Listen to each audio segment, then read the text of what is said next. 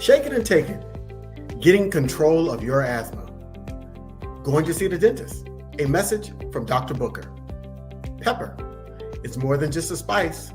Plus, a minute from Zoe. And a lot more on Black Health Now with Dean and Doc. Welcome to the Black Health News with Dean and Doc.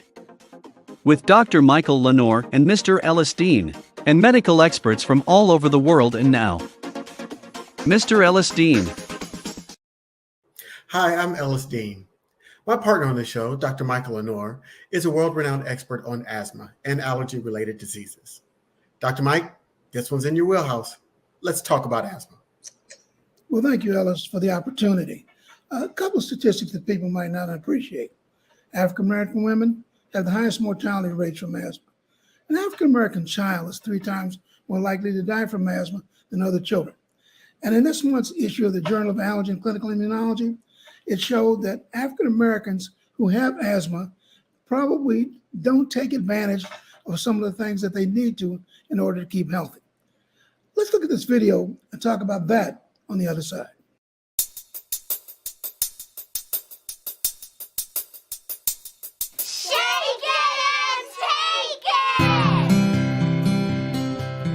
It feels hard to breathe, like you can't breathe at all sometimes. Feels rough. You can't breathe, feel kind of dizzy. I have asthma. My chest be hurt. I have asthma and it sucks. Asthma is a disease of the lungs. With asthma, you have symptoms such as coughing, wheezing, shortness of breath, and chest tightness. You have swelling or inflammation in the breathing tubes. You also have bronchoconstriction, which is tightening of the muscles that surround the breathing tubes. Shake it and take it! My name is Troy. I'm in 5th grade. My favorite thing to do is play video games and read. Yeah, I remember always getting sick constantly. And now I barely even get sick now. Troy. Yes. I need you to go upstairs and get yours and Alana's medication. There's 2 main types of medications that our patients have. The first type is called controller medications. Controller medications, or preventive medications, are meant to be taken every single day. The controller medications prevent asthma symptoms from occurring. They're meant to be taken every single day, even when the child is feeling well. The second type of medication is a rescue medication.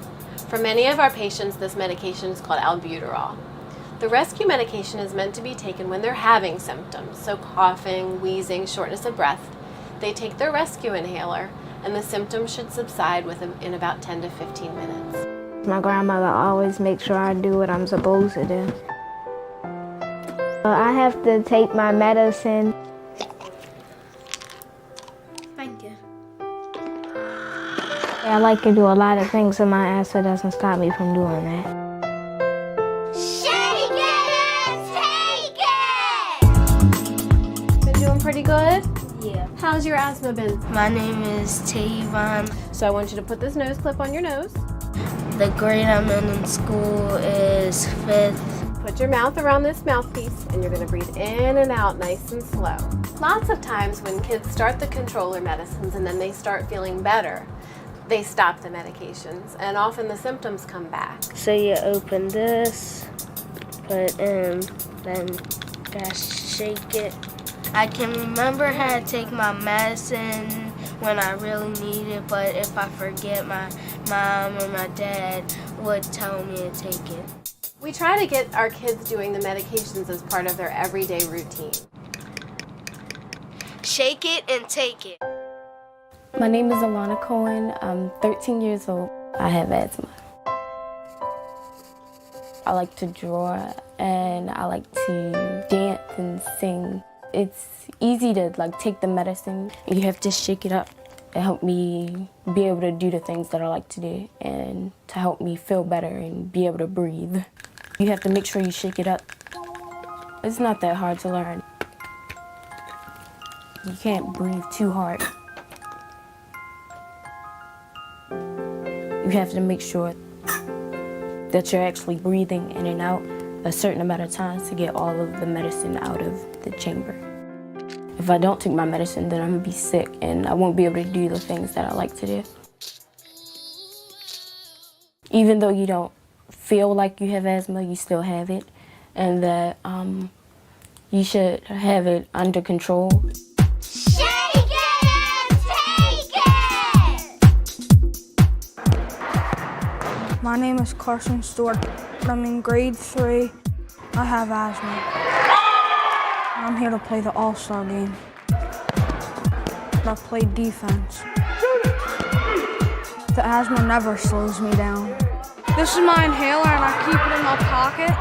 It's very important when you have asthma, you should be able to do all the activities that kids without asthma can do. We want our patients to take gym class, play sports, be active. Shake it and take it. Shake it and take it!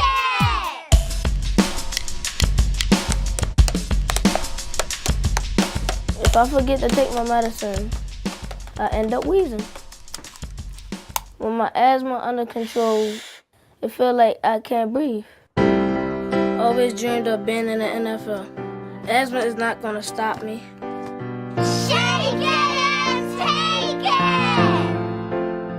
Every day I take my medicine. I don't let asthma slow me down because I take my medicine every night. I barely even get sick now. If I didn't take my medicine, then I'd be sick. Shake it and take it. Shake it and take it!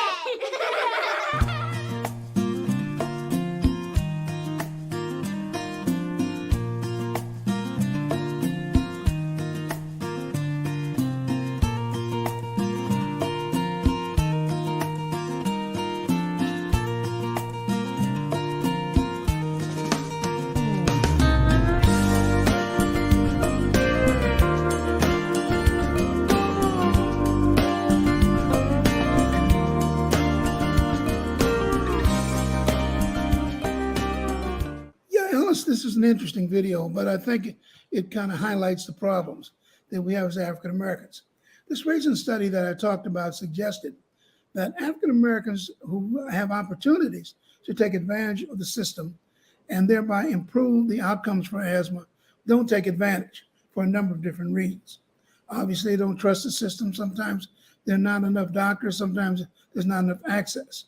But if given the opportunity to access equal sets of resources, African Americans do just as well.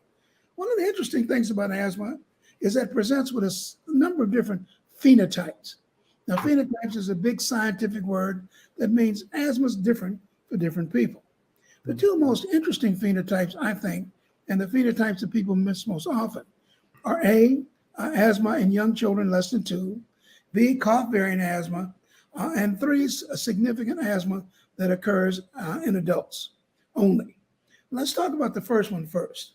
Obviously, let's talk about the first one first. That's probably a good place to start. That's why it's first. Asthma under the age of 2.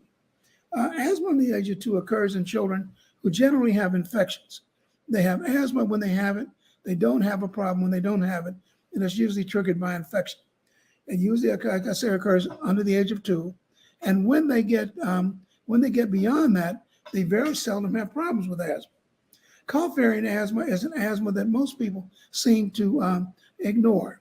The most common presenting symptom of asthma is not these pictures that you see with children, difficulty breathing, with adults, go in the emergency room. It's people who cough persistently. They cough with exercise, they cough with infection, they cough when they laugh, they cough a lot of times, and that suggests that if they're coughing on a chronic basis, that asthma needs to be thought of. And one further type of asthma that I haven't talked much about, and that's the asthma that occurs with gastrointestinal reflux. These are people who have asthma after they eat or when they go to bed, if they have alcohol or chocolate or certain types of foods, because the gastric secretions creep up through the respiratory tube into the lung, that causes a type of asthma. So there's not just one type of asthma, but there are several different types. Each type, I think, can be easily identified. Each type has more impact on African Americans. Each type requires paradoxically, same treatment.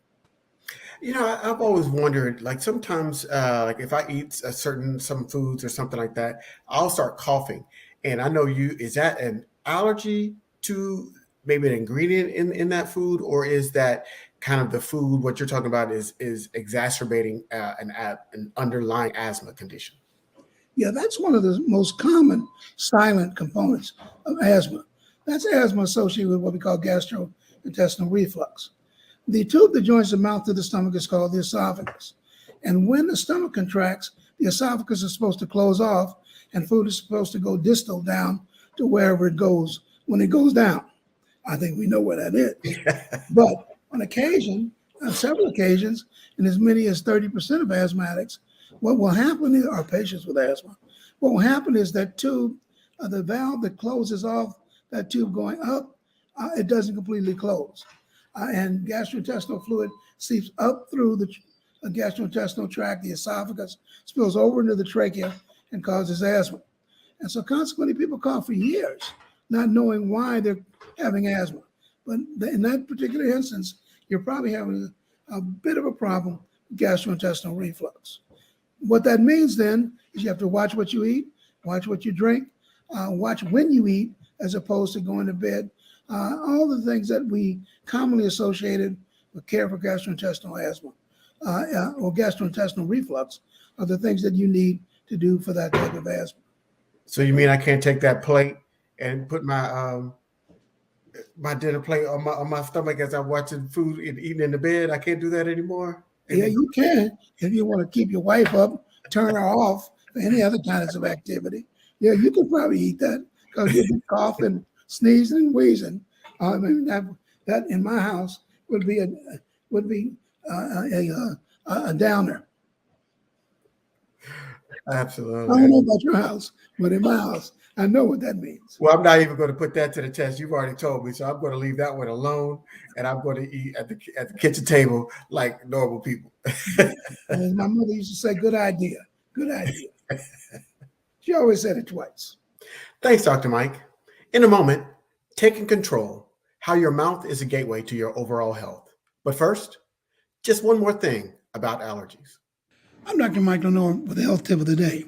Well, if you're wheezing and sneezing, it's allergy season all across the country.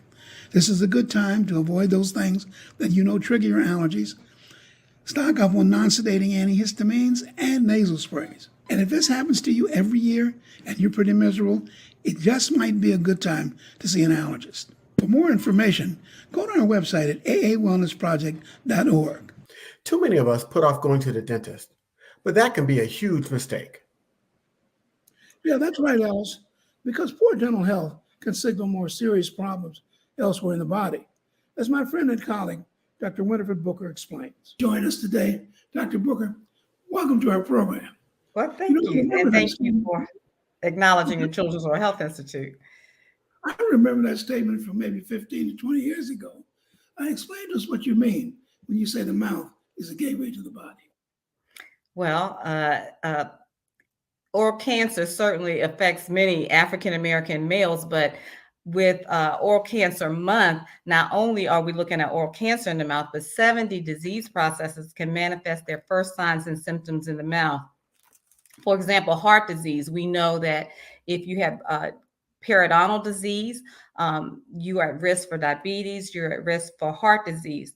We know how oral cancer impacts African-American males. We also looking at conditions like leukemia. Some of the first signs and symptoms of leukemia may appear in the mouth in the form of petechiae or ecchymosis, as we know, that's bleeding underneath the tissue. So, I mean, there's so many things that can be identified by what is going on in your mouth. Very early with patients with HIV, it can be thrush that is presenting itself in the mouth. And that is a sign of possible that the patient is HIV positive. When I was early out of dental school, one of my friends came to me and he had a dentist, a lifelong dentist, but he wanted to come to me. And I asked him, why did you come to me? And he said, well, I had this fungus in my mouth. And I knew I was at risk, but I just wanted a friend to tell me. And I sent him to the Red Cross because he worked in the hospital system and he was positive for HIV. Leukemia, as I've shared earlier, can present some of its first signs and symptoms in the mouth. There are any number of conditions, as I have said, over 70, that can present themselves in the mouth. Does the average dentist take a good look at the mouth or just look at the teeth? Oh, it's quite comprehensive. I think in the training over the years, we are required to document all of the different things we're seeing in the mouth beyond the teeth, the tongue, all of the tissues, all the organs of the mouth have to be looked at. Are there any special changes in the mouth? You know, COVID is associated with loss of taste and smell. Have you noticed any pathology that can explain that? I must say that I haven't noticed, but I know that those things exist. But with COVID, many of the patients, as I shared, have died from pneumonia. And pneumonia can be precipitated by bacteria that is in the mouth. 4 different strains of bacteria have been isolated in the mouth that are connected to aspiration pneumonia. 20% of elderly die from aspiration pneumonia secondary to bacteria isolated out of the mouth. That's not only in the United States, but in the UK as well. That study has been done, and those figures are quite similar. Well, I guess it's probably a good thing that we take the time to at least acknowledge Oral Cancer Month, because it gets us into a much broader discussion of what goes on in the mouth affects the rest of the body. Dr. Winifred Booker, thank you so much for joining us. Thank you for having me. Thanks, Dr. Booker. I think I'm going to go brush my teeth now. And now, a minute with Zoe. So we just had to talk about type 2 diabetes. Trying to exercise regularly, sugary foods. By sugary foods, I'm saying cake, ice cream, all that. Though there are other things we could talk about, but those are the main culprits. So you can eat some cake here and there at the party. What you should not do is be eating cake every day. So once you have diabetes, you got to leave that cake alone. The insulin cannot keep up. It's been stressed for so long, trying to make it work, and it can't do it anymore. That glucose just starts sitting in your bloodstream, and that will cause way more problems. If you exercise, your cells, specifically your muscle cells, have to do a whole lot more work. And since they rely on glucose, their energy, they're going to get more out of that bloodstream, and it won't just sit there. That's why you can have that slice of cake every so often if you're working out a lot, because when you work out, all that cake glucose that hasn't already been used by your cells previously is going to get used in that workout. Then you don't have high blood sugar. It's normal. So if you know you're one of those people that has a sweet tooth, a little too much so, make sure you're trying to make some lifestyle changes so that you can prevent from getting to the point where you can't even cure your sweet tooth the way you want. If you're like me, you like to season with pepper. But did you know it's more than just a spice that can heat up a dish? Here's our Living Well editor, Andrea Bro. Hello, Andrea Bro here from Healthy Healing Eats. I just put the finishing touches on a salad I made using black pepper. Speaking of black pepper, why do we use it anyway? Did you know pepper is a key ingredient in about 80% of recipes today? With that much pepper, let's talk about what you should know about it. Pepper starts as a peppercorn, a fruit in which pepper is its powder. Peppercorns originated in India. The spice trade from the East introduced black pepper and its healing properties to Europe. Piperine, an alkaloid found in black pepper, is responsible for its distinct flavor. Studies show it helps clear chest congestion, aids digestion, improves cholesterol, blood sugar levels, and brain health. Piperine also helps increase circulation and reduce swelling in the joints, mitigating the effects of arthritis. A pinch of black pepper in any turmeric dish helps your body absorb curcumin, turmeric's active ingredient that helps lower inflammation. Freshly ground and immediately served peppercorns are at their nutritional best because their piperine oil is released, contributing to appetite stimulation, nutrient absorption, and weight loss. The outer layer of peppercorns have phytonutrients that help break down fat cells. Black pepper should be part of a daily diet, but be careful. Piperine might also interfere with blood clotting. Sprinkle it liberally, but black pepper should not be eaten separately or in amounts more significant than food. So whether you enjoy peppercorn as a mild white pepper, fiery red, green, or distinctive black, remember all spices and herbs are at their best when eaten consistently and in moderation. Thanks for stopping by today. For more information about black pepper, check out our blog at healthyhealingeats.com. Take good care of yourself, and I'll see you next time on Living Well. Thanks, Andrea. Remember, you can get more tips on healthy eating from her blog at healthyhealingeats.com. Dr. Mike, are you a big spice guy? Man, I'm a magician in the kitchen. I mean, I use spices that other people don't even know about. Turmeric, coriander, 5 spice, all kinds of things. I try to weave together a pattern of food. I don't just cook. I just cook with spices.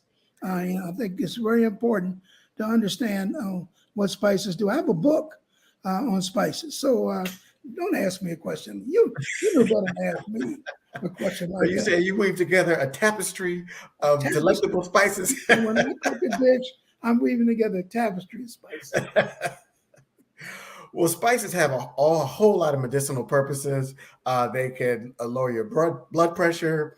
They can reduce inflammation. They can curb your appetite. They can supplement salt and sugar in your diet and still adding flavor to your food. So spices are a wonderful way to enhance the flavor of foods and have some health benefits for your body that are different from those killers of sugar and salt. Yeah, somebody gave me a book on spices. I was amazed at not only their capacity to enhance the food that we cook, but the medicinal value and the nutritional value of some of the spices that we take for granted in our everyday life.